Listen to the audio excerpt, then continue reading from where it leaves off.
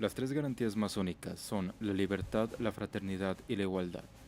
Las has escuchado en todos los políticos y en gobiernos extranjeros. Su origen nace en la Revolución Francesa de 1789 y los incitadores de dicha revolución eran Jacques Rousseau y Voltaire, miembros de la masonería. A su vez también Cagliostro, quien por cierto era miembro directo del grupo recién creado en esa época, los Illuminati.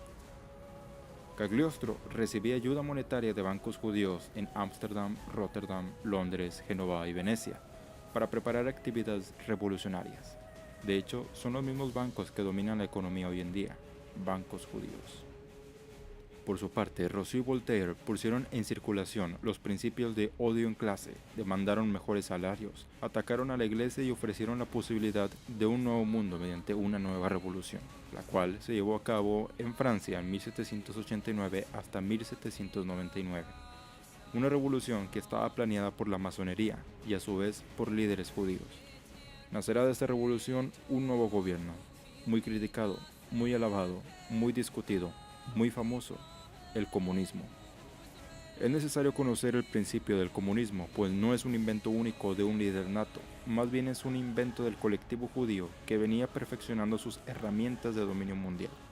Sus armas es la división de clases, el descontento nacional dirigido por algún líder seleccionado por ellos para levantar nuevos movimientos y así tumbar al sistema y dirigir al país. El comunismo era la nueva forma de imponer el orden que tanto había deseado el judío, derrocando del poder del reinado y el papado e imponiéndose de forma superior. Bautizaron al mundo con esta nueva arma en la Rusia zarista. La revolución rusa fue provocada por agitadores judíos en 1917 para derrocar al zar Nicolás II, quien terminó asesinado junto con su familia de la forma más cruel. Ahora estás aprendiendo cómo se mueve una emboscada judía. Crea disturbios, bullicio, impregna sus ideas de descontento y aparece demasiada propaganda como si fueran votaciones. Aparecen armas y dinero, pagado obviamente por los bancos judíos.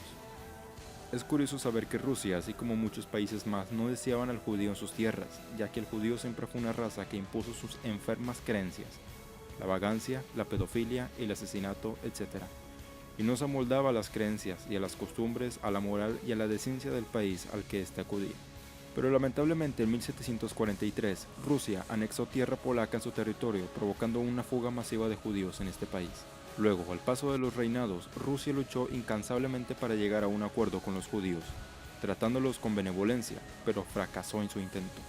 El judaísmo aprovechó este momento para ponerse dentro del gobierno e instaurar una nueva arma, el comunismo. Es un arma ideológica muy bien fabricada, pues abarca los aspectos más importantes de un hombre: la política, la filosofía, la economía, la sociología y la religión.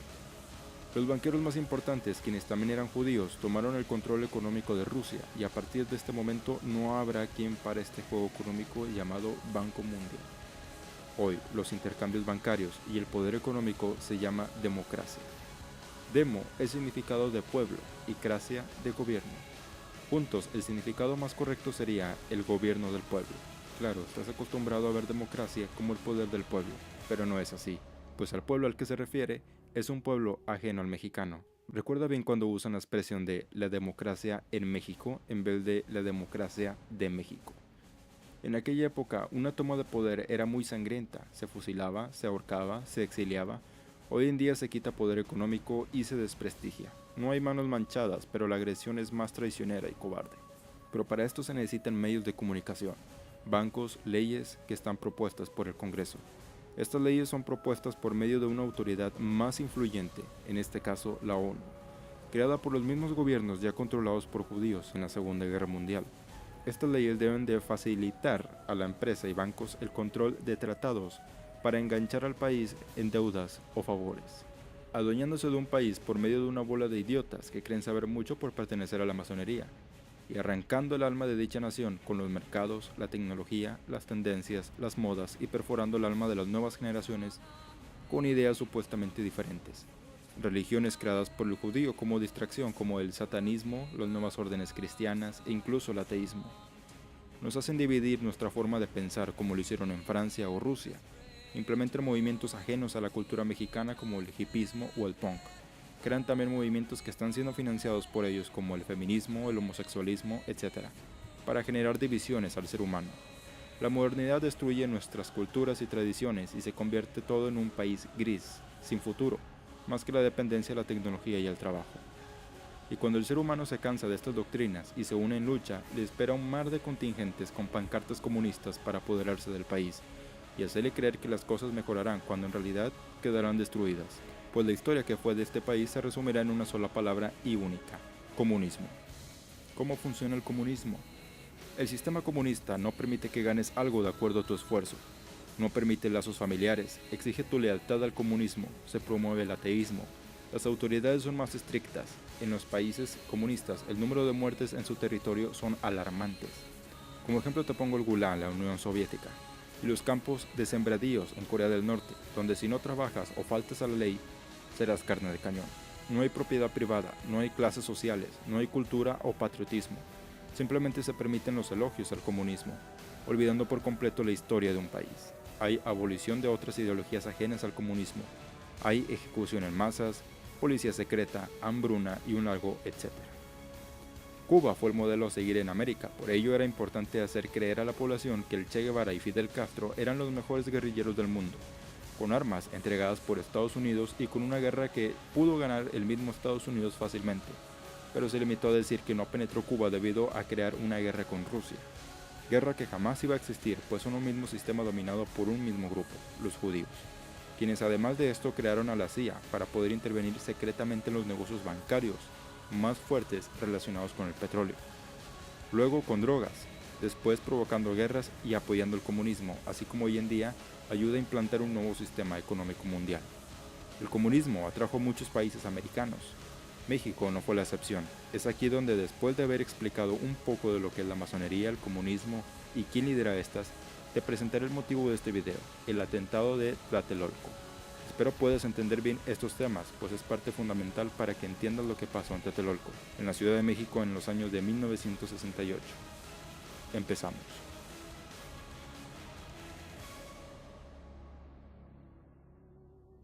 ...22 de julio de 1968... un grupo de estudiantes entra en disputa en la vocacional 2 y 5 incorporadas a la UNAM.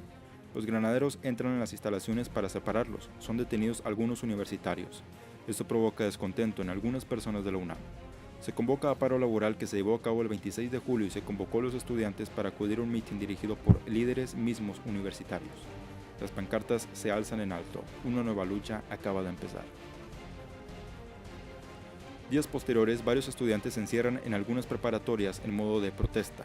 El gobierno no está para juegos y tumba la puerta de una universidad labrada en el siglo XVIII con un bazucazo. Esta fue una acción que enriquecería la lucha estudiantil y culparía al gobierno tirano. Sin embargo, las protestas siguen y los encuartelamientos también. El rector de la UNAM, Javier Barrios, condena los hechos y marcha con los estudiantes. 27 de agosto, miles de estudiantes marchan en el Zócalo, alzan pancartas insultando al presidente, llevan consigo banderas comunistas, gritan consignas de no a la represión y libertad a los presos políticos. Deciden tomar el Zócalo y quedarse a espera de una respuesta del gobierno. Por la madrugada del día siguiente, son sorprendidos por los soldados, granaderos y carros de bomberos. Los estudiantes son desalojados después de una breve lucha contra la policía. Los estudiantes denuncian los malos tratos de la autoridad y esto termina por alimentar más al movimiento. El 7, 13 y 14 de septiembre de ese mismo año, las marchas continúan. El 18 de septiembre el ejército toma la UNAM, son detenidos estudiantes y maestros. El 23 del mismo mes, el rector Javier Barrios presenta su renuncia. Esto es más leña para el fuego. Los estudiantes secuestran autobuses y los acomodan en forma estratégica en el casco de Santo Tomás.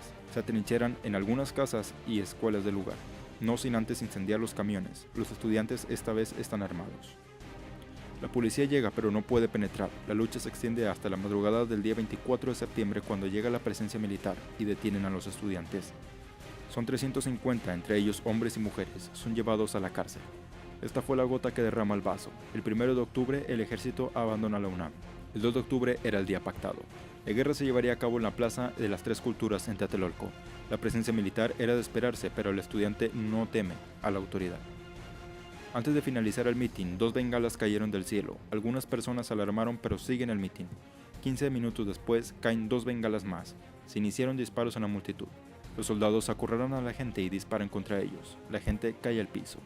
Familias enteras son víctimas de armas militares. Un grupo de personas salen con guante blanco entre la multitud. Parecen ser del gobierno, levanten su mano para no ser disparados. Los soldados van a todos los departamentos buscando estudiantes escondidos. Son todos detenidos y golpeados hasta más no poder. Se calcula que son 300 los muertos y miles de heridos. Muchos incluso desaparecieron desde aquel incidente. La lluvia cae en las calles de Tlatelolco. Algunas personas narran haber visto los charcos de sangre formarse en la Plaza de las Tres Culturas. La juventud había sido presa del gobierno totalitario. Esta es la versión contada una y otra vez por los estudiantes comunistas de la UNAM.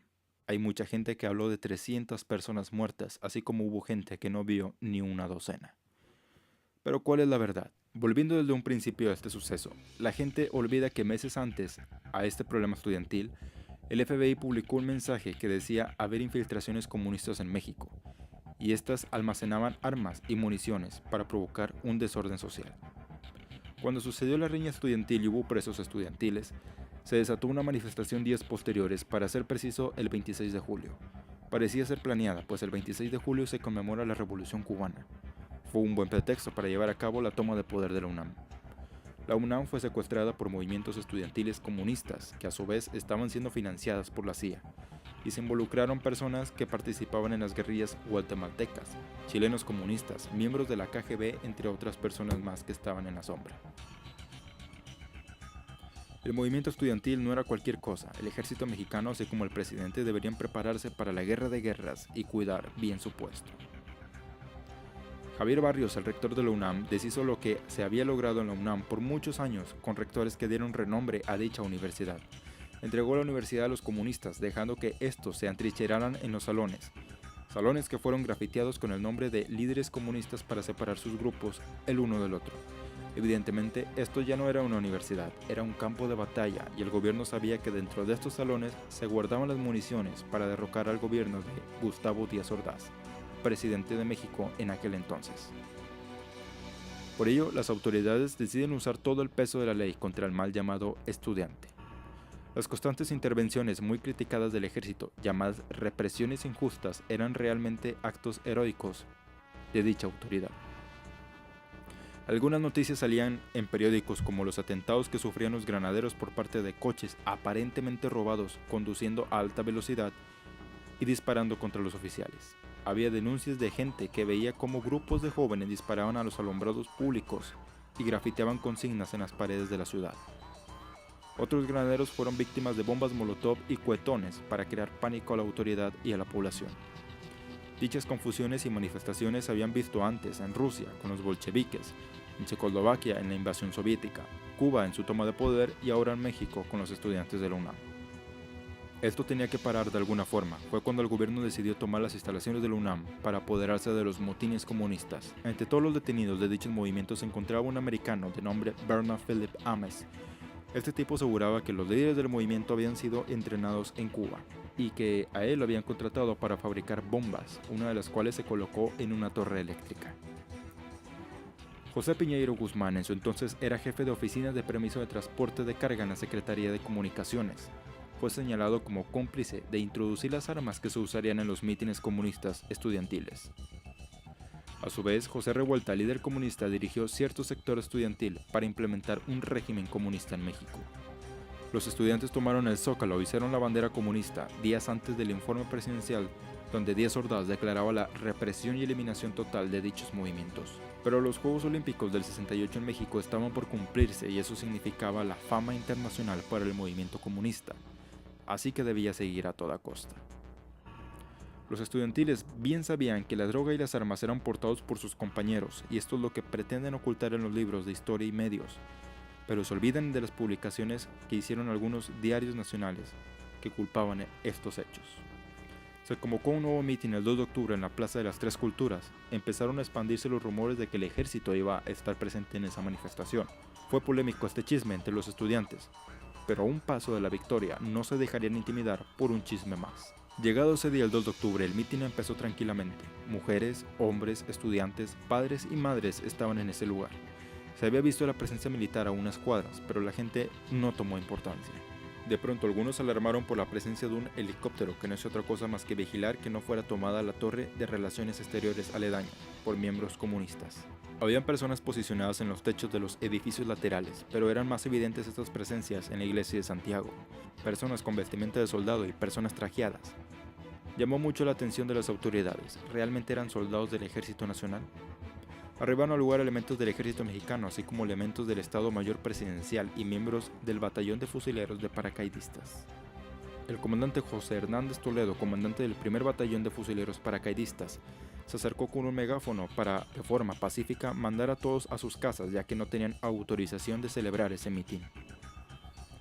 Al acercarse más vio cómo caían 2 bengalas de color y en ese mismo momento recibe un disparo en el tórax, dejándolo tumbado.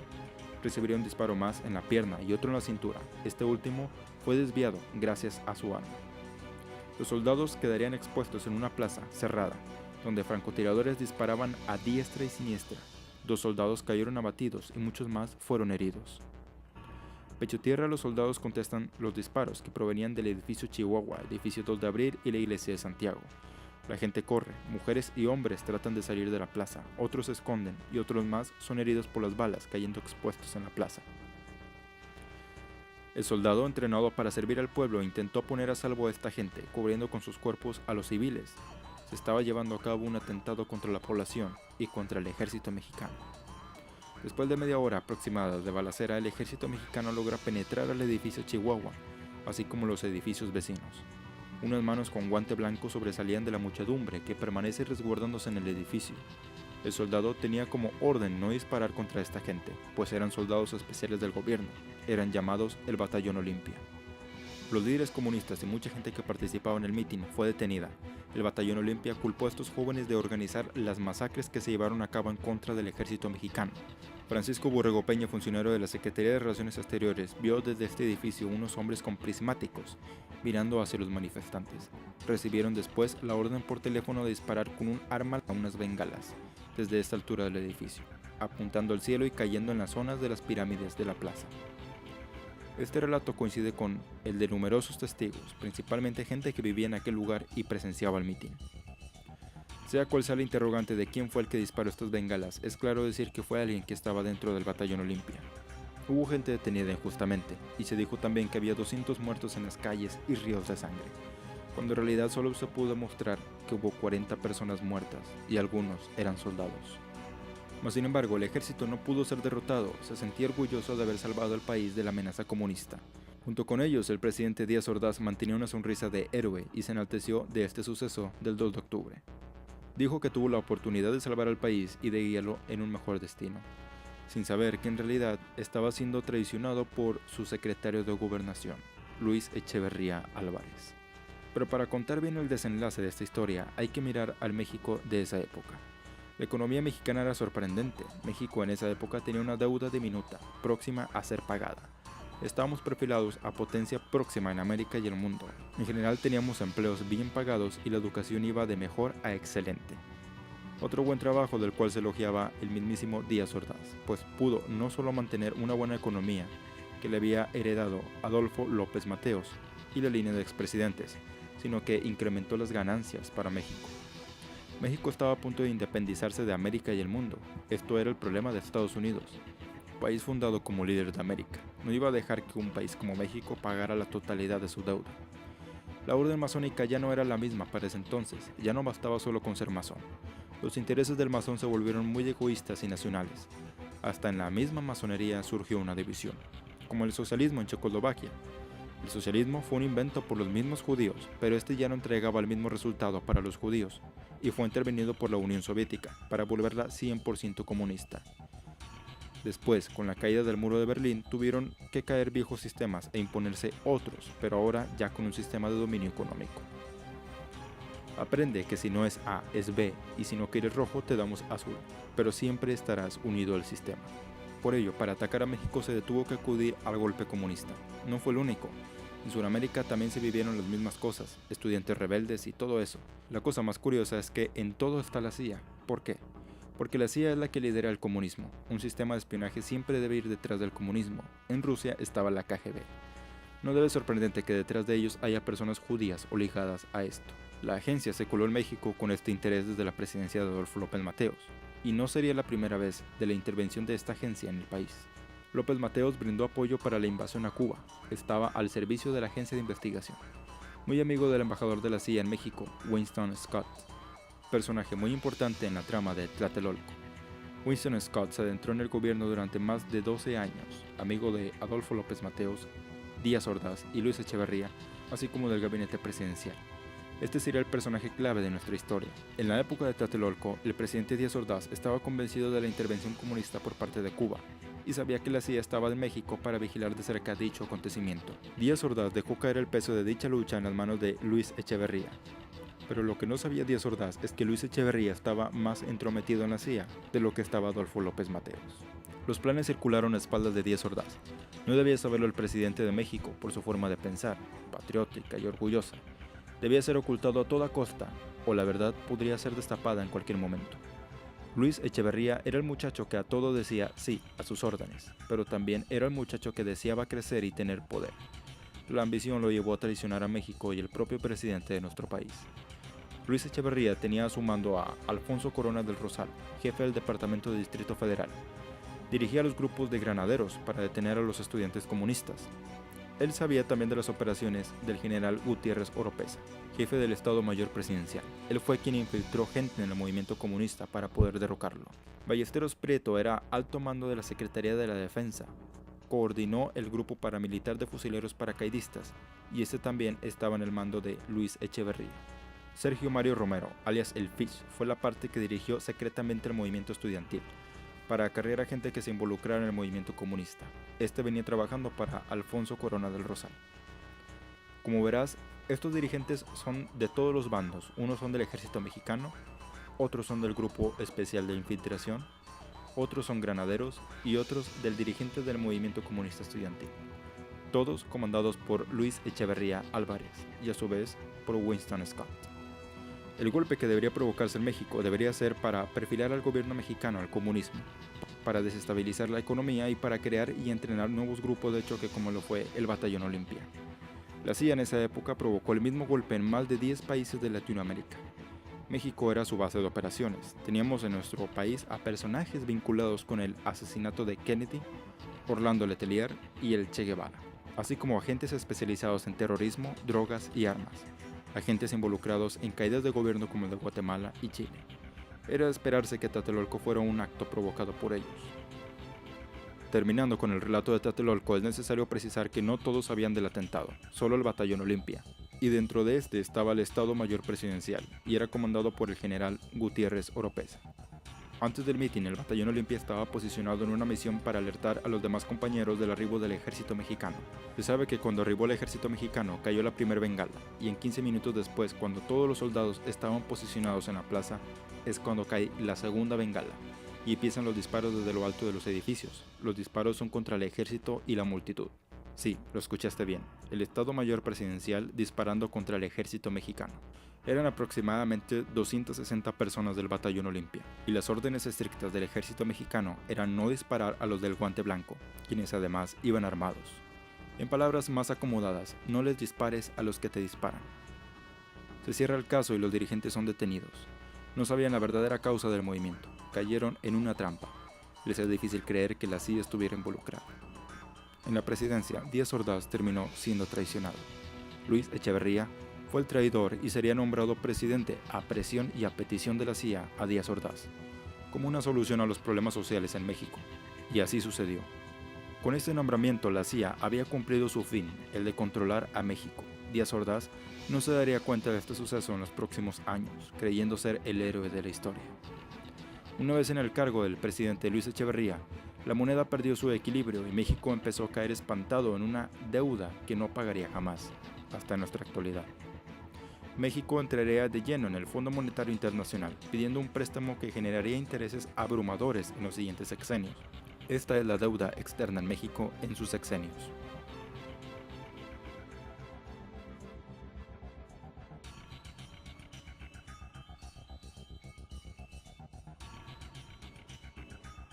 Vemos que desde Echeverría la deuda creció increíblemente. Hasta nuestros días México debe en el sexenio de Enrique Peña Nieto la cantidad de 9 billones de pesos y va en aumento.